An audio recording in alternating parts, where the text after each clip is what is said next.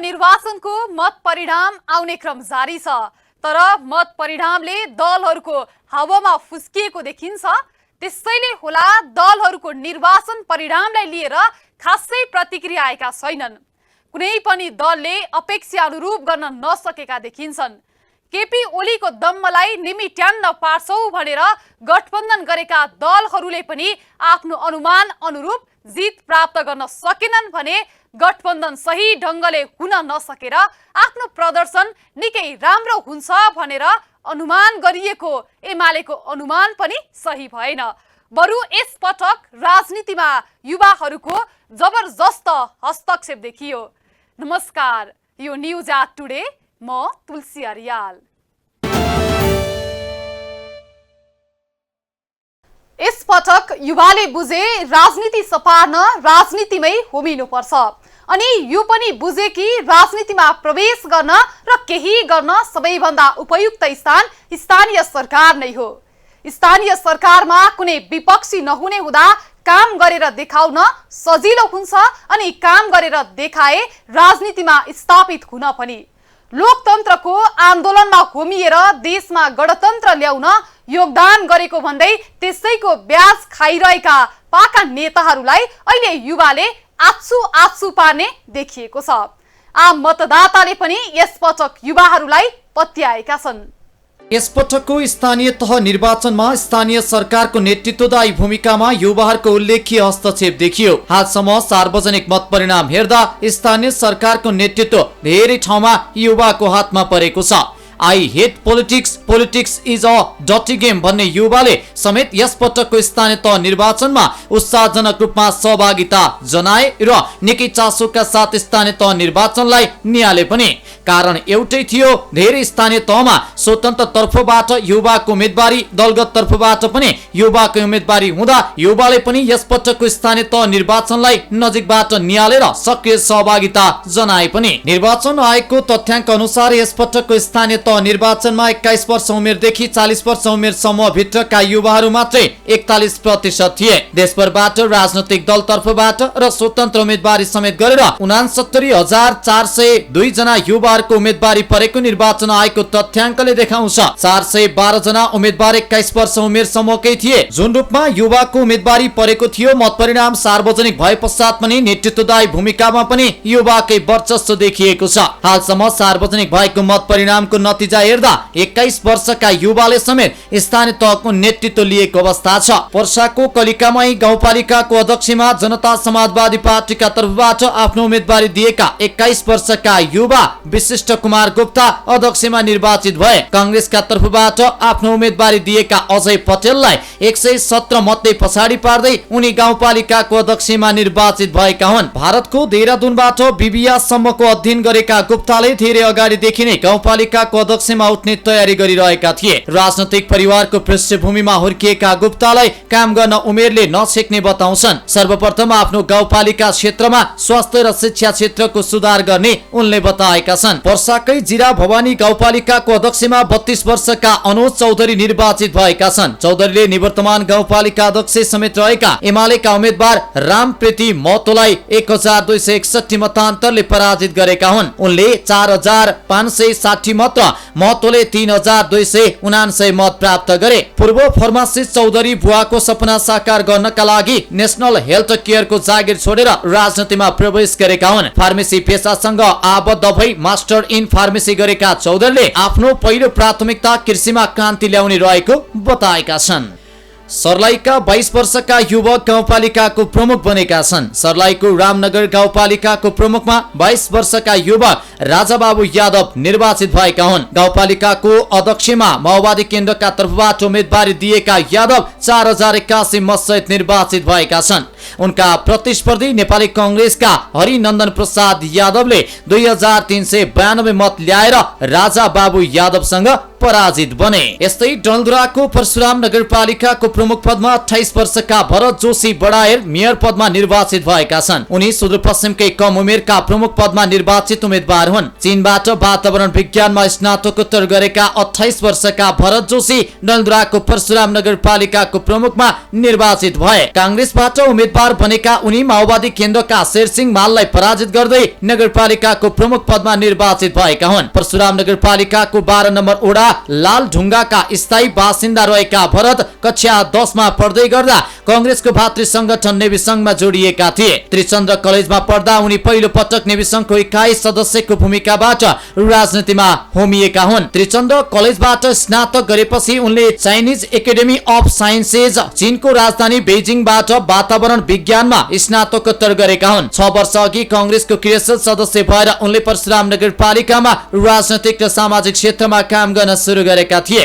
जनताको घर दैलोमा पुगेर सामाजिक जागरण र स्वास्थ्य सम्बन्धी जनचेतना फैलाउन थालेपछि यी युवा एकाएक चर्चामा आएका हुन्। बैतडीको ढिलासैनी गाउँपालिकाको अध्यक्षमा स्वतन्त्र युवा उम्मेद्वार सन्तोष प्रकाश जोशी विजयी भएका छन्। गठबन्धनका तर्फबाट अध्यक्षका उम्मेद्वार माओवादी केन्द्रका लोकेन्द्र राणालाई पछि पार्दै उनी स्वतन्त्र रूपबाट अध्यक्षमा विजयी भएका हुन्। जोशीले 3189 मत प्राप्त गर्दा राणाले 2641 मत प्राप्त गरेका छन्। पालिका अध्यक्षमा निर्वाचित जोशी एमालेबाट विद्रोह गरेर स्वतन्त्रबाट चुनावी मैदानमा उत्रिएका थिए। एमालेको युवा संगठन राष्ट्रिय युवा संघको सुदूरपश्चिम प्रदेश अध्यक्ष समेत रहेका जोशीले पार्टीका सबै संगठनबाट राजीनामा दिएर चुनावी मैदानमा होमिएका हुन्। पुतली चुनाव चिन्ह लिएर चुनावी मैदानमा उत्रिएका उनी 3 जना वडा अध्यक्ष सहित निर्वाचित भएका छन्। एमालेका जिल्ला अध्यक्ष सुरेन्द्र पालसँगको टक्करकै कारण उनले पार्टीबाट विद्रोह सुरु गरेका थिए। पार्टीबाट टिकट पाउन नसकेपछि जोशी स्वतन्त्र उम्मेद्वार बने। उनलाई जिल्लाका ठूला नेताले कहिले टिकट पनि नदिने र चुनाव पनि लड्न नपाउने सम्मको चेतावनी दिँदै आएका थिए। तर पार्टीबाटै विद्रोह गरी स्वतन्त्र उम्मेदवारी दिएका जोशीलाई पार्टीले नपत्याए पनि आम जनताले भने पत्याएर भारी मतसहित विजयी बनाइदिए। कैलालीको लम्केश्वर नगरपालिकाको मेयरमा नेपाली कांग्रेस र उपमेयरमा नेकपा एमालेका युवा महिला उम्मेद्वार विजयी भएका छन्। मेयरमा नेपाली कांग्रेसकी सुशीला साई र उपमेयरमा एमालेकी जुना चौधरी विजयी भएकी हुन्। कांग्रेसकी साईले 12713 मत प्राप्त गरी मेयर पद जित्दा उनका निकटतम प्रतिस्पर्धी नेकपा एमालेका महादेव बजगाईले 10435 मत मात्रै पाए। उपमेयरमा एमालेकी जुना चौधरी 11078 मत प्राप्त गर्दै विजयी हुँदा उनका निकटतम प्रतिस्पर्धी माओवादी केन्द्रकी जानकी कुमारी सिंहले 8308 मत प्राप्त गरिन्। यस्तै सिन्धुपाल्चोकको बलेफी गाउँपालिकामा नेपाली कांग्रेसबाट उपाध्यक्षमा 27 वर्षकी सरू लामा निर्वाचित भएका छन्। यता गुल्मीको रुरु गाउँपालिकाको अध्यक्षमा माओवादी केन्द्रका तर्फबाट उम्मेदवारी दिएका 32 वर्षका युवा यदु ग्यावाली निर्वाचित भए। उनले कुल 5817 मत ल्याई गाउँपालिकाको अध्यक्षमै निर्वाचित भएका हुन्। उनले एमालेको तर्फबाट आफ्नो उम्मेदवारी दिएका हिमाल कुमार श्रेष्ठलाई झण्डै 1000 मतान्तर सहित हराउँदै विजयी भए। जाजरकोटको शिवालय गाउँपालिकाको उपाध्यक्षमा पनि 24 वर्षकी गीता साई निर्वाचित भएकी छिन्। मुगुको छायानाथ रारा नगरपालिकामा कांग्रेसका 32 वर्षका विष्णु कुमार भाम नगर प्रमुख र 31 वर्षका ऐश्वर्या मल्ल उपप्रमुखमा निर्वाचित भए। यी त केही प्रतिनिधि पात्रै मात्र हुन्। अन्य स्थानीय तहमा समेत युवालाई यस पटक मतदाताले पत्याएका छन्। अधिकांश स्थानीय तहमा यस पटक विजयी हुनेमा युवाकै वर्चस्व रहेको देखिन्छ। मुलुकको सबैभन्दा ठूलो महानगरपालिकामा पनि 31 वर्षका स्वतन्त्र उम्मेद्वार बालेन्द्र शाह उर्फ बालेनको अग्रता कायमै छ। पुराना तथा अनुभवी दलगत उम्मेद्वारलाई फराकिलो मतान्तरले पछि पार्दै 31 वर्षका स्वतन्त्र उम्मेद्वारको सुरुवाती अग्रता अहिलेसम्म कायम छ। निर्वाचन आयोगको तथ्याङ्क अनुसार यस पटकको स्थानीय तह निर्वाचनमा 30 वर्ष उमेर समूहका 16372 उम्मेद्वार चुनावी प्रतिस्पर्धामा थिए। त्यसमा 31 देखि 40 वर्ष उमेर समूहका युवा उम्मेद्वारको संख्या 43000 माथि थियो। यो तथ्याङ्कले पनि यस पटक युवाले राजनीतिमा चासो राखेर आफ्नो उम्मेदवारी दिएको प्रष्ट हुन्छ। विगत 5 वर्षमा थपिएका नयाँ मतदातामा अधिकांश युवाहरू नै रहे। भनिन्छ नि, राजनीतिलाई जति घृणा गरिए पनि यसको शुद्धिकरण नगरी अन्य ठाउँमा स्वच्छता खोज्नु, पानीको मूलमा धमिलो बनाएर अन्तिममा साङ्लो पानी बगेको अपेक्षा गर्नु जस्तै हो। त्यसैले यस पटकको स्थानीय तहको निर्वाचनमा युवाहरूको राजनीतिमा आएको आकर्षणले राजनीतिको मूल नै सफा हुन लागेको अपेक्षा गर्दा गलत नहोला। स्थानीय निर्वाचनमा गठबन्धन पछिल्लो पटक पनि थियो अनि पछिल्लो पटक पनि स्थानीय निर्वाचनमा प्रतिस्पर्धा गर्दा नेपाली कांग्रेस माओवादी बीच गठबन्धन थियो अनि तराईका कतिपय स्थानमा जनता समाजवादी पार्टी पनि गठबन्धनमै थियो। गठबन्धनमा यो पटक थपिएको मुख्य दल थियो नेकपा एकीकृत समाजवादी, जुन नेकपा एमालेकै एक हाँगो हो। पछिल्लो पटक झण्डै 40% स्थानमा विजय पाएको एमालेलाई यस पटक पछिल्लो भन्दा खासै फरक अवस्था थिएन। पार्टी फुटेको अवस्था बाहेक जसलाई एमालेले कुनै महत्त्व दिएको थिएन। अध्यक्ष ओलीले त्यसै लगत्तै आफ्नो दललाई जनताले साथ दिएको र पहिले भन्दा राम्रो प्रदर्शन गर्ने दाबी गरेका थिए, तर त्यसो हुन सकेन। सरकारले तोकेकै मिति वैशाख 30 गते एकैसाथ 753वटै स्थानीय तहमा निर्वाचन सम्पन्न भयो। अहिले धेरै जसो पालिकाको अन्तिम नतिजा सार्वजनिक भइसकेको छ भने केहीको मात्रै आउन बाँकी छ। विशेष गरेर महानगरपालिकाको नतिजा आउन बाँकी छ। यस पटकको निर्वाचनमा सत्तामा रहेको 5 दलीय गठबन्धन एकातर्फ र एमाले सहितका केही साना दलहरू अर्कातर्फ आपसमा चुनावी तालमेल गरी चुनावी मैदानमा उत्रिएका थिए। त्यसैले पनि यस पटकको नतिजा निकै रोचक बनेको छ। निर्वाचन अघि दलका शीर्ष नेताहरूले एक अर्कालाई इंकित गर्दै अब यो चुनावले पार्टीको हैसियत पत्ता लाग्ने सम्मका टीका टिप्पणी गरेका थिए, तर ती टीका टिप्पणीलाई स्थानीय तह निर्वाचनको नतिजाले प्रष्ट देखाइदिएको छ। निर्वाचन अघि नेकपा एमालेका अध्यक्ष एवं पूर्व प्रधानमन्त्री केपी शर्मा ओलीले बोलेको यो भाषण सुन्नुहोस्। नेकपा एमाले त खाली यो चुनावको वर्षा याम पर्खिरहेको छ, चुनावको वसन्तको याम पर्खिरहेको छ। चुनाव आयो कि एमाले त ढुङ्गाको कापो फोरेर पनि उम्रिन्छ भने यो गठबन्धन के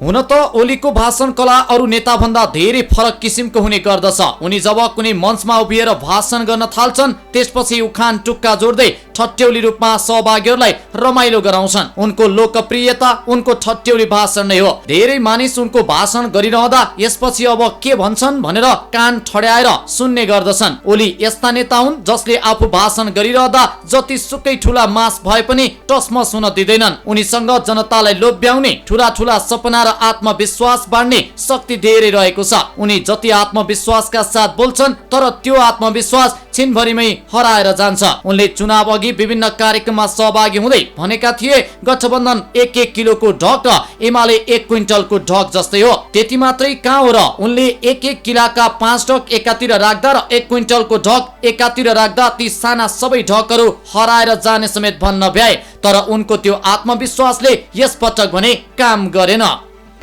कतिपय साथीहरूलाई लाग्न सक्छ गठबन्धन गरेका छन् अप्ठ्यारो पर्छ कि।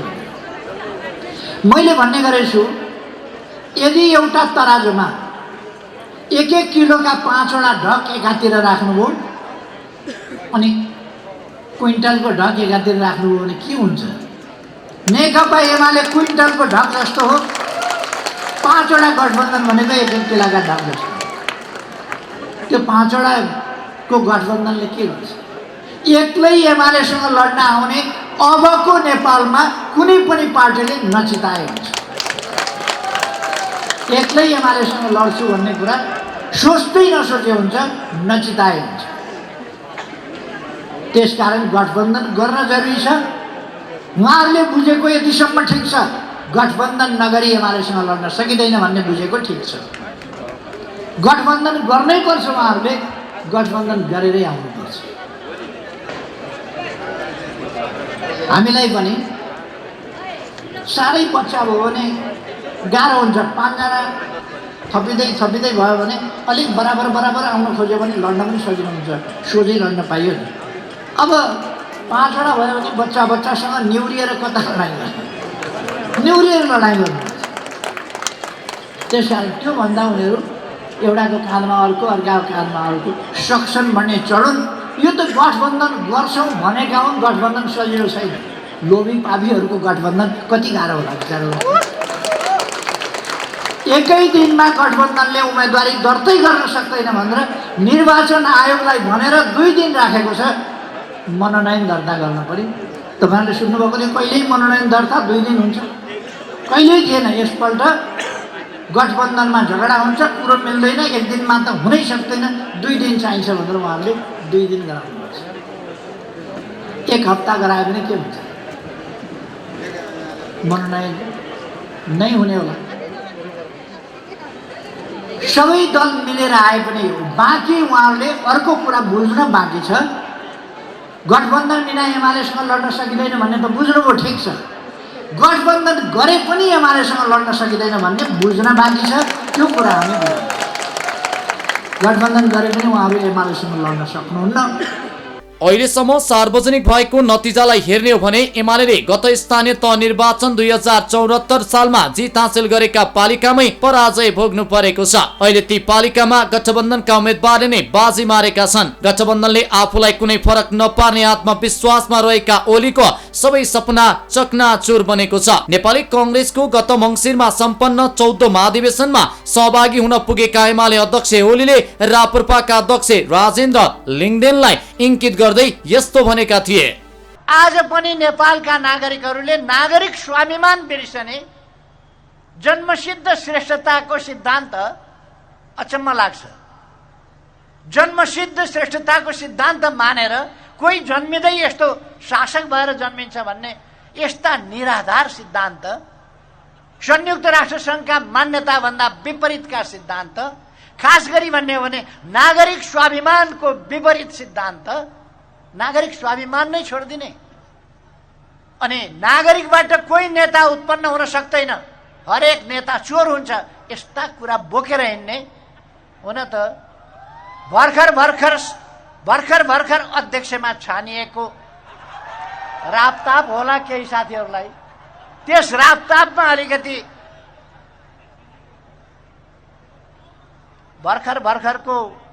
भर्खरको बाछो हिँड्न जान्दैन, अलिक बढी कुद्छ क्या।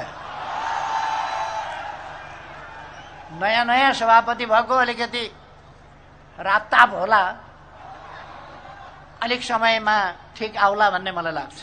तर जसलाई इंकित गर्दै त्यो भाषण गरेका थिए अहिले आफ्नै गृहपालिकामा त्यही पार्टीबाट एमालेका उम्मेद्वारले हात धुनु पर्यो। ओलीको गृहनगर दमक नगरपालिकामा राप्रपाका राम थापा नगर प्रमुखमा विजय भएका छन्। ओलीको आत्मविश्वासले आफ्नै गृहपालिकामा समेत विश्वास कायम राख्न सकेन। 2074 सालको स्थानीय तह निर्वाचनमा पनि नेकपा माओवादी र नेपाली कांग्रेस बीचको गठबन्धनलाई पछि पारेर सबैभन्दा ठूलो दल बनेको नेकपा एमाले अहिले भने दोस्रोमा झरेको छ। 2074 सालको स्थानीय निर्वाचनमा नेकपा एमाले 753 वटा स्थानीय तह मध्ये नगरपालिकाको मेयर, गाउँपालिकाको अध्यक्ष गरेर 294 वटा स्थानीय तहमा प्रमुख पद जितेको थियो भने नगरपालिकाको उपमेयर र गाउँपालिकाको उपाध्यक्ष गरी 331 पदमा जित हासिल गरेको थियो। यसपटक एमाले अहिलेसम्म 200 को हाराहारीमा प्रमुखमा र झण्डै 225 को हाराहारीमा उपप्रमुख विजय हासिल गरेको छ। गत निर्वाचनमा नेपाली कांग्रेसले नगरपालिकाको मेयर र गाउँपालिका अध्यक्ष गरी 266 वटा स्थानीय तहमा प्रमुख पद जितेको थियो भने उपमेयर र उपाध्यक्षमा गरी 223 वटा स्थानीय तह हात पारेको थियो। तर यसपटक कांग्रेसले 300 भन्दा बढी स्थानमा प्रमुख पदमा विजय हासिल गरिसकेको छ भने उपप्रमुखमा पनि 280 को हाराहारीमा जित हात पार्ने देखिएको छ। अझै नतिजा आउन केही बाँकी नै रहेको छ। तर ओलीले भनेको जस्तो आफ्नो पार्टी क्विन्टलको ढक भने बनाउन सकेनन्।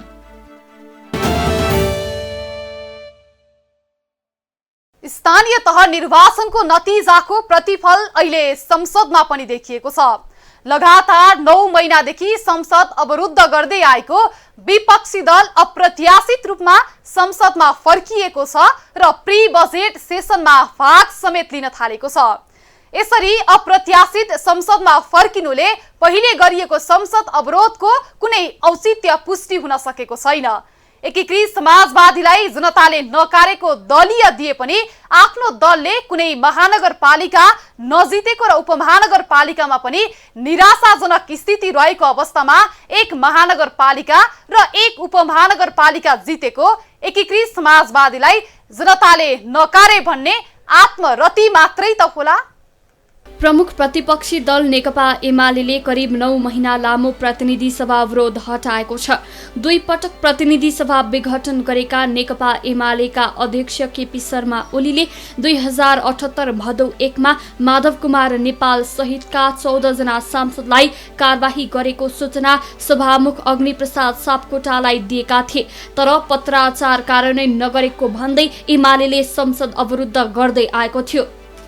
2078 भदौ 23 गतेदेखि प्रारम्भ भएको नवौं अधिवेशनदेखि एमालेले प्रतिनिधि सभाको बैठक अवरुद्ध पारेको थियो।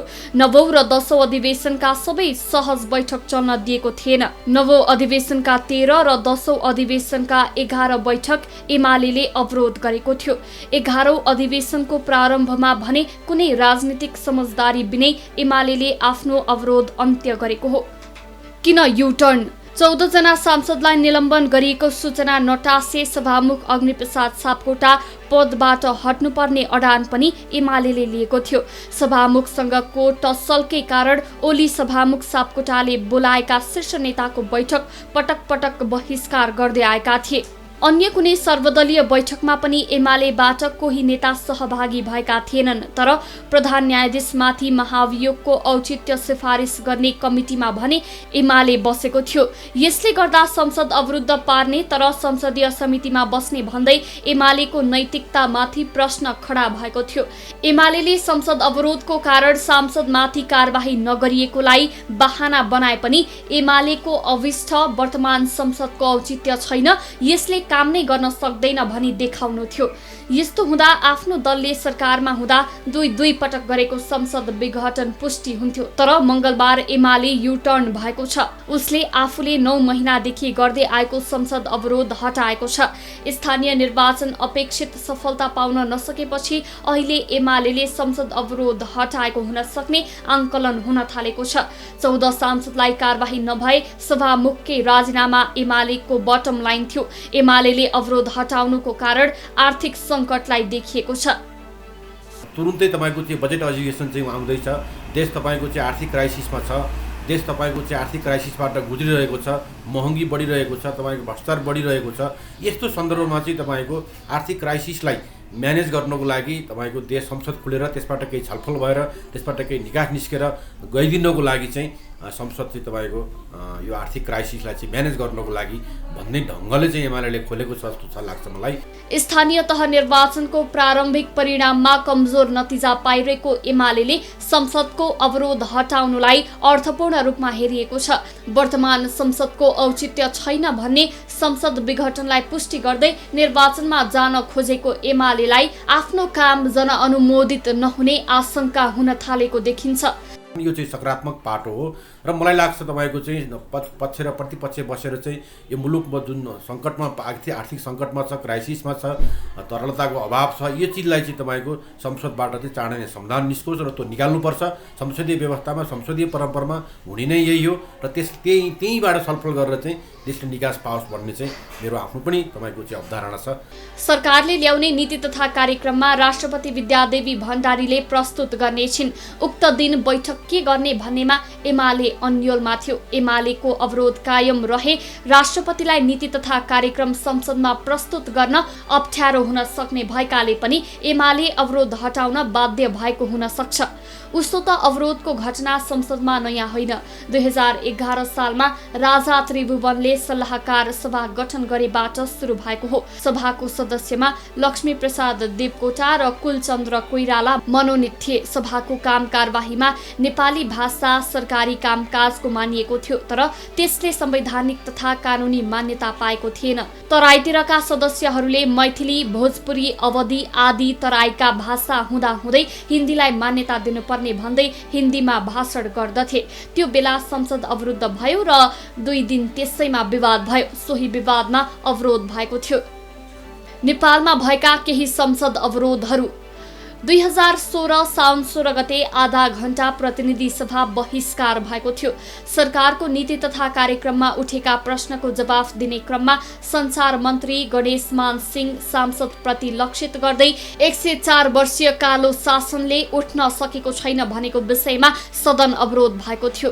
2048 पछिका संसदमा पनि अवरोध, नाराबाजी, बहिष्कार निरन्तर रहे। टनकपुर दासढुङ्गा प्रकरण लगायतमा प्रतिनिधि सभामा अवरोध र बहिष्कार भए। 2048-51 को अवधिमा पनि प्रतिनिधि सभा दलहरूको बन्धक भइरह्यो। टनकपुर विवादमा एमाले 8 घण्टासम्म नाराबाजी नै गर्यो। कुमार पौडेल हत्या प्रकरणमा तत्कालीन विपक्षी दल कांग्रेस र राजपाले पनि लामो समय संसद अवरुद्ध गरे। परिणाम छानबिन समितिमा टुङ्गियो। यो पटक एमाले आफ्नै कीर्तिमान भङ्ग गर्ने गरी नयाँ रेकर्ड बनायो, तर कुनै पनि ठोस सहमति बिनै एकाएक अवरोध समेत अन्त्य गर्यो। यस पटकको स्थानीय निर्वाचन हरेक राजनीतिक दलका लागि सबक भएको छ। प्रमुख भनिएका दलहरूले आफ्नो गर्दै गरेको लोकप्रियता आकलन गरे होलान्। वैकल्पिक भनिएका दलहरूले पनि कुनै विकल्प प्रस्तुत गर्न नसकेपछि जनताबाट खारेज भएको देखिए। यस पटक जनताले विकल्प खोजेको स्वतन्त्र उम्मेदवारहरूले पाएको लोकप्रिय मतले प्रष्ट भएको छ। अब दलहरू आफूले विकल्प दिन सके टिक्छन् नत्र बढारिन्छन् भन्ने प्रष्ट भएको छ। दलहरू बढारिने अवस्था आए राजनीति फेरि कस्तो भुमरीमा फस्ने हो। हस्त न्युज आट टुडे आजलाई यति नै। हामी सबै बिदा हुन्छौँ। नमस्ते।